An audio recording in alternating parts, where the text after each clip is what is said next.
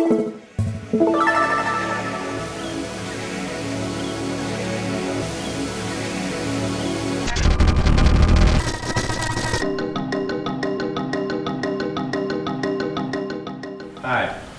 I'm Ramka. I'm Grace.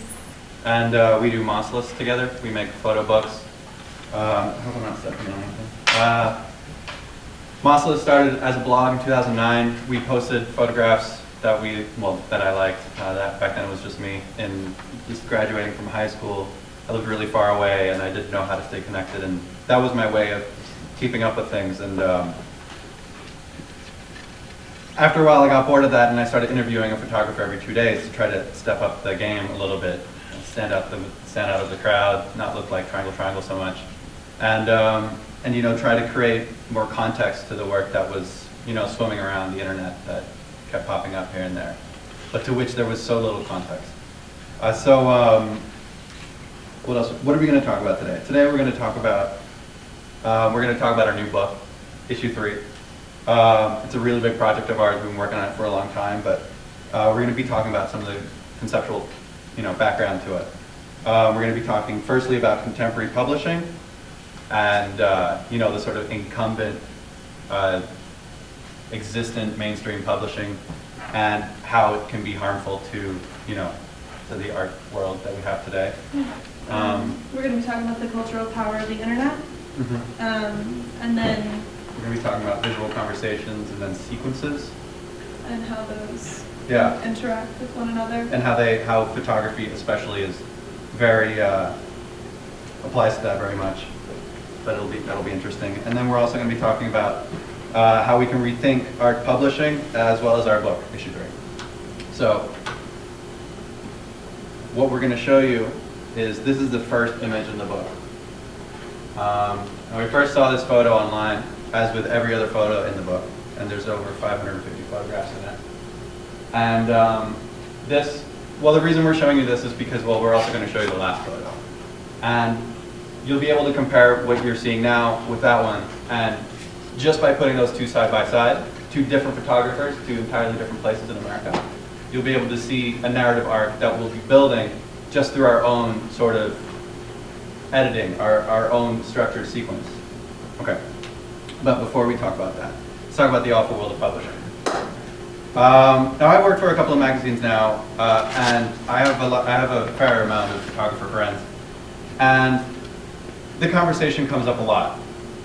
What the hell can we do to change the way photographers are hired and the way that photographers commission or their work is used to really just completely reform it? Because at the moment, photo editors tend to hire their friends.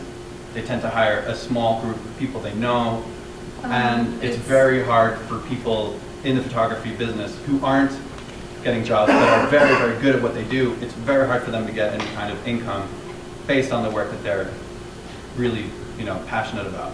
A lot of the sourcing for work comes from the notoriety of the name and not so much the content, the work itself. And that's something that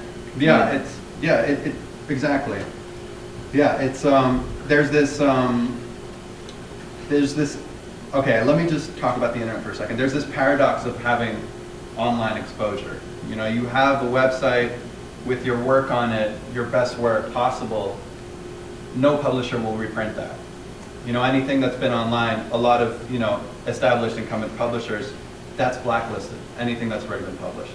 Now that, we think, is really kind of destructive, and it forces a paradox. Yeah, because in this time, kind of in the world that we're living in with the internet and everything, kind of the only way to get exposure these days other than word of mouth is through the internet. And so you're posting all of your best work online to, grab the attention of editors, and but they won't republish that work. They might hire you, if you're lucky, to shoot some clothes. But the work itself, the work that you are creating out of your own intent, will not be republished. And this is something that you can contrast with something like less than 50 years ago. You had Life magazine, and all of the articles were driven by the photographs that were taken. Now I don't know any magazine now that really lives by that mantra, and to be honest, it's a shame. But then, if you get your work printed, like, chances are you won't get paid for it. You'll just get exposure. Now that fucking sucks. Everybody knows this. And then, you know, you have commission bias, people who, you know, editors will, you know, because they have to think of people quickly, they'll be like, oh, I'm gonna stick with this person, or I think this person will be better. There's a heavy amount of bias and like subtle prejudices that come through. Subtle and not so subtle.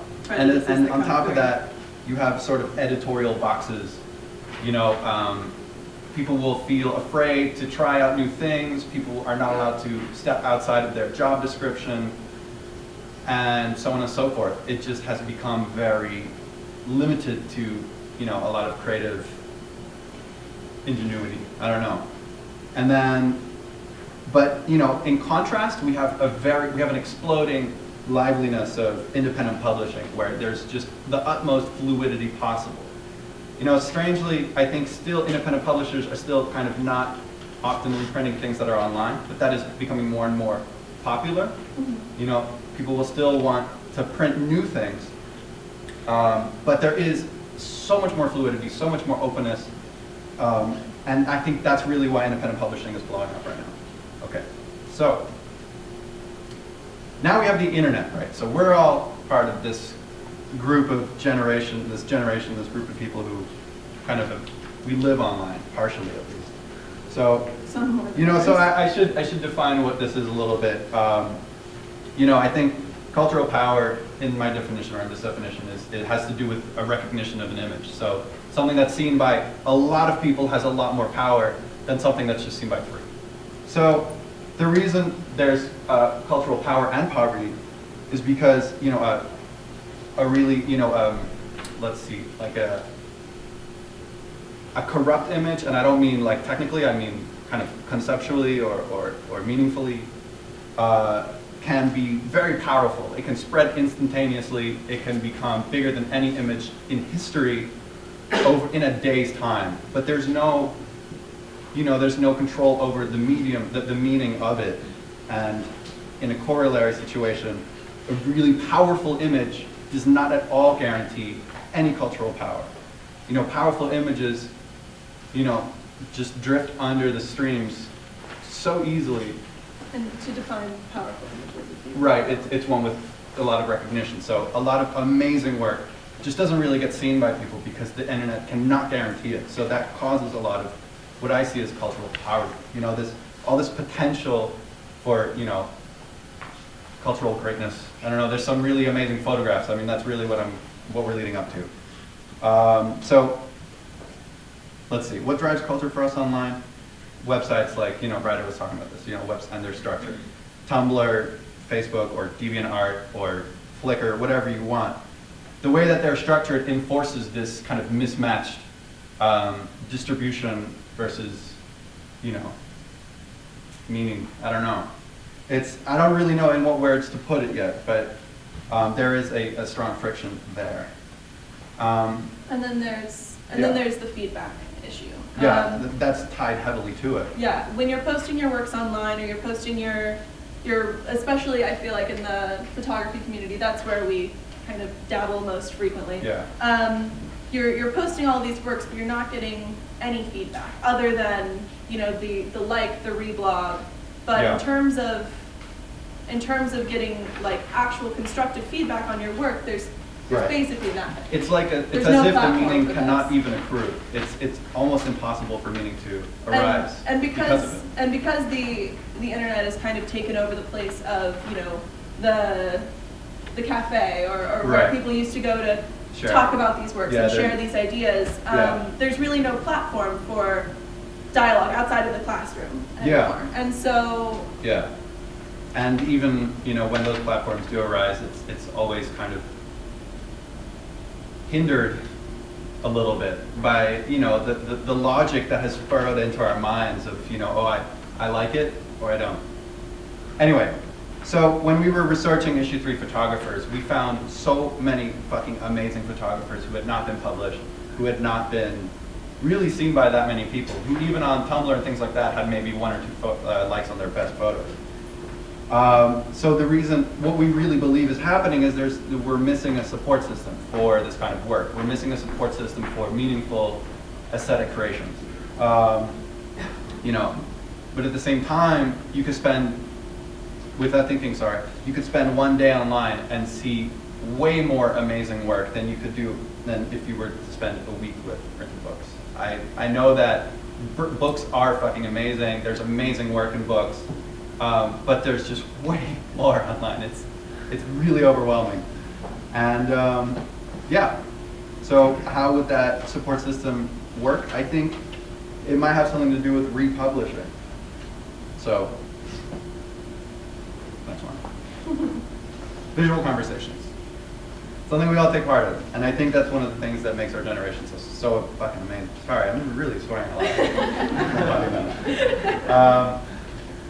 Yeah. Yeah, so we're all just in the nature of what we do, and if we're online or offline, we're all kind of participating in an ongoing visual conversation. Right. None of us follow exactly the same combination of streams, but all of us overlap somewhere if you follow any stream at all. And that's the beautiful thing, you know, when you respond to these visual conversations with your own work. You know, I feel kind of deterministic about that. You know, you're going to make work depending on what you're seeing. You know, you are going to react to what you're seeing. So nobody's seeing exactly the same thing, but we are all responding and then responding to that, and it's kind of just like this huge snowball of creative output that is humongous and tremendously multifaceted as a result of it. That's, yeah, mutually formed. Yeah, and it's kind of sequenced by the chaos of reality. Everybody gets a different sequence. Everybody gets a different narrative. You know, you sometimes see a couple different pictures on one page in a row, and it, you know, you kind of like, it's amusing because sometimes it forms this meta-narrative that was only formed by the chaos of it, you know, but you still notice it. And, you know, sometimes people, they curate their blogs so refinedly that one post will follow the next in a really specific way. So that has a lot to do with sequencing, huh? And I think we experience sequencing a lot more than we are really paying attention to, you know. Sequencing happens everywhere around blogs. I mean, really the things that we pay attention to, everything is sequenced. Our newsfeed is sequenced. You know, it's really, it affords a lot of context if it's put in the right order. Now, in photo books, well, in issue 3, we try to homage the kind of totalistic visual conversation. If you want to talk about that. Yeah. Yeah. So, as you were saying, sequences can give us the experience of a narrative by juxtaposing different symbols and elements. And it forms imminent critiques just through the content, you know, juxtaposing one another. And so when we first started getting into the idea of sequencing our 3rd issue, which I don't know if we've actually we've said this yet. Our 3rd issue is we're going to be showing spreads in a bit. Yeah. So, but it's just this mammoth anthology of American photographic works. In the last 10 years. Yeah, social documentary works from the last 10 years. Everything, all of which was posted online at some point. And so my background in photography is I was born to 2 social documentary photographers in the South. And, my father, who passed away in 2004, right before he passed away, he put out a retrospective of his work in this book called The Land I'm Bound To, and we actually ended up looking a lot to the way that him and his editors had sequenced the book, because the work took place from the late 50s to the mid-90s, and so, but the way that it was sequenced wasn't so much like, okay, we're going to start here in the 50s and we're going to go all the way down. And it's not, we start in Louisiana and here. It's not like that. It's not like that. It's more, it was based on feeling, on kind of the photographer's journey, on a narrative of that. And well, I think it's an environmental sequence as well. You know, the sequence is like you know, we start off in the foggy, kind of empty landscapes, the swamps, just like infinite horizon, and we slowly like retract into more human life and into people's houses. And our goal in that in issue 3, because it is this mammoth book of over 100 over how many photographers? Over 100, close to 150 photographers. 120, I think. 120? Yeah. Let's see how much I know. we wanted to create some kind of narrative, but we didn't know, we didn't want it to be so cut and dry. We wanted it to kind of Right. mimic the experience that a viewer might have, you know, traveling through these places, going from place to place. And we didn't want it to be too, you know, politically loaded or anything like that, Right. because that would change the context of the photo. So we came across all of these Yeah. issues with sequencing and kind of the visual conversations that And we have to the be very photos were careful having with one that our another. own, like, you know, we haven't experienced everything. We don't know everything. We definitely don't know everything about America. So when we put two photos together, we need to be really careful that we're not showing some prejudices that we're not aware of. But having said that, I wanted to, you know, before I show you the spreads, there's a couple different design notes. We have a kind of a different style in that we have features fluidly moving in from one another and all connected by these strings of kind of montages, which are just like, they're noted by a little squiggly line. Yeah. And that's basically different photographers, different works that we put together and on a page on purpose To create to create a connection and sort of a, you know, an idea on that spread. So there's about 150 spreads in total, but we picked a couple in particular. Now, it's a crappy screenshot, but on the left we have Claire Beckett, and this work is from California. This is a military kind of a testing site where soldiers can practice in kind of imaginary Afghan ruins. And above are civilians dressed as Afghan women for training. They're locals. And on the right, we have sort of this introductory montage page, which was shot in Nevada about a new bridge that was built in response to bomb threats, and the photographer was searched in the making of this photo. This is Young Soo, who is older, but these works are this is a feature, basically. The previous one was one of our montage sections, which is are what kind of bring the features together. Yeah, so this is Young Soo. Yeah, this is all wildfire work. This is America, like mostly California, actually, in different places where there's wildfires, and just capturing really beautiful, serene settings. Now, this one is definitely not so much politically charged, but you know, we do get something out of it.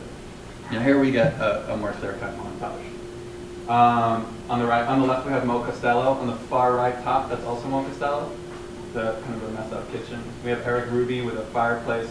Man, I wish the resolution was better. This kind of like pseudo-modern fireplace, and on the bottom right, that's the photographer's dad's old office, and it says gentleman. I guess that's the bathroom, and it was destroyed by vandals. And so you can read, you know, some kind of connotation in that. But by grouping it in this way, you know, we try to sensitively and delicately talk about some contemporary issues in domestic home life. And none of these photos are connected other than the two farthest, this Mo Costello. Yeah. So that's right. Here's another one. We have Sean Stewart's photo of this girl wearing very basic clothing. Her face is kind of, you know, there's some acne on it and things like that. You can't really tell, but it's still very smooth. And you know, this would connote, this would kind of imply that this is like an all-American girl, like an actual all-American girl. And on the right, it's a bit more subtle. We have a sort of division of land created by man through roads, and then underneath that we have a division of nature.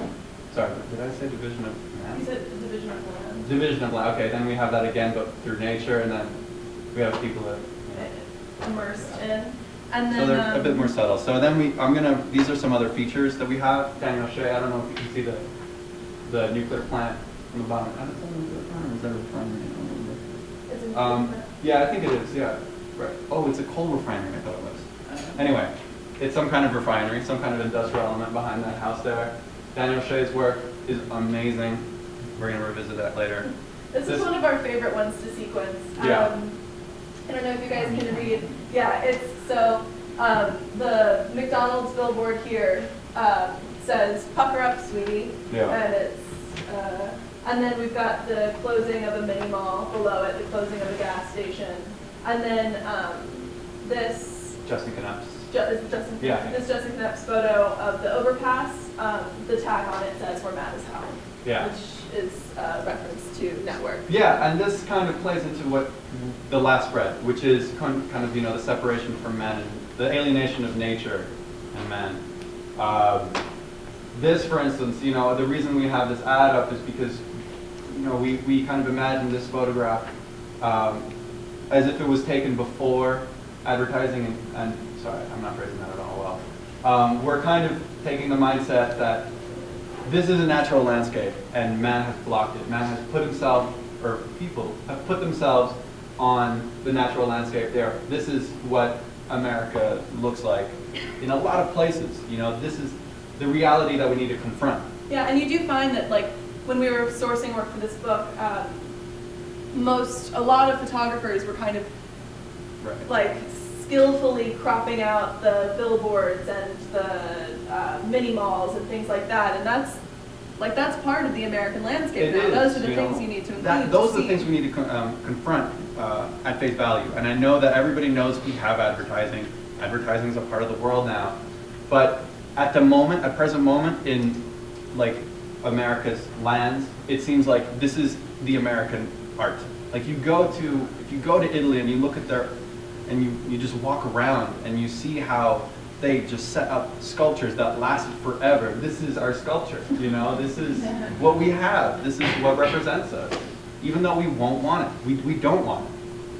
We might look to it and think, you know what, that sounds pretty cheap. I might get that. But this is not, it doesn't represent us. And that's why we're putting it in the book. Because whether or not we want it, it does. As does this. We have this really pinkified toy shelf with pink antifreeze in the top shelf. It just, here's some more stuff. Sean Stewart, Ideal Snacks. The tear in the building. You can't really read, but there's some other things there. We got this intern's desk, which is really boring. On the top right, really empty, devoid of any life. We have Nat Ward. This beautiful photo of a mother and her 4 kids. Really intense. This one's crazy. This is one where we have to be very careful. I'm going to tell you guys what this is. We're really showing some of our more intense juxtapositions. We're not talking about all of them that deeply, but this one, I will say, this is Steve Trelentis' photo of a women's prison at night. And then here we have Sean Stewart's photo of the suburb. Here we have an even crazier one. We have Ed Panner, just a photo of a kind of a bleak corner. And then we have Emiliana Granados. You can't see her expression because the screen grab's so bad. She's grimacing. She's grimacing. And being sprayed down. Yeah. And I think the most intense part of the photo is his flip-flops. It's kind of just his casual, watering the grass type stance. Here we have this is one of my favorite photos actually by Andrew Brua. These shut down brick and mortar stores with the mammoth Faustian buildings in the background. We have one of those closed theaters from Detroit, a reflection of its ceiling in the rooftop. Sorry, in the floor of its new parking lot, and a closed hospital, also in Chicago, I think. And then on the right we have Daniel Shea. But no, is that no? John Francis Peters, sorry. And this is a father and a son on Obama's 2008 election night. Yeah. So you can feel the hope and why that hope is there and why it's needed. But whether it's addressed is another question. So let's rethinking art publishing. So more than just the sequencing, I think what we're really trying to do here is make a statement that there is a ton of fantastic work online. A lot of these people haven't been published yet. A lot of them have, to some degree. But we really believe that a lot of this work stands up to the work of the Farm Securities Administration photographers. We think that some of it stands up to Walker Evans, But whether or not, us as an art audience can recognize them as that is another matter. Whoa, where did that go? Okay. How did that happen? I don't know. There. Right now, it would be impossible for people of our generation, photographers of our generation, who are shooting to this caliber to reach that cultural recognition, to reach that place where people are seeing this work and understanding it, and you know, this work is really critical and I think can do a lot of good. Yeah, and with like the independent publishing, what we're kind of trying to get back to is less of the Editorial boxing. yeah, the editorial Just wanna open it boxing of the publication kind of driving the content. We want to get back to content driving the publications. Right. And so we have, and we also have different models set up. As we said before, we don't think that exposure is enough anymore. Right. We especially write our own when- publishing agreements. Yeah, for instance. and we think it's very important to pay your artists. Yeah, we're And, 25% of the profits of this book are going to photographers. Yeah. Because that And we don't that's have a gotta be staff. changed We don't have somehow. a staff. We don't have offices, so we can, if we can make profit, we'll be able to afford it. Yeah. Yeah. And that's an important thing that should happen. You know, as technology gets improved and everything can just be automated, you know, the only thing that we need is an accountant, an assistant.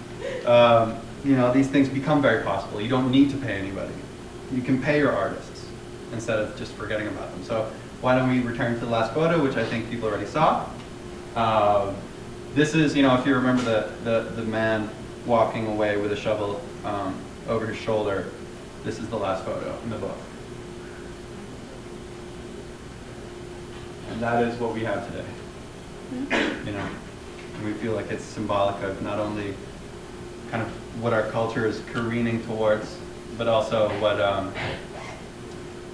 you know, some liner notes on we feel publishing. I don't know, but that's about it. Yeah, thank you guys for listening.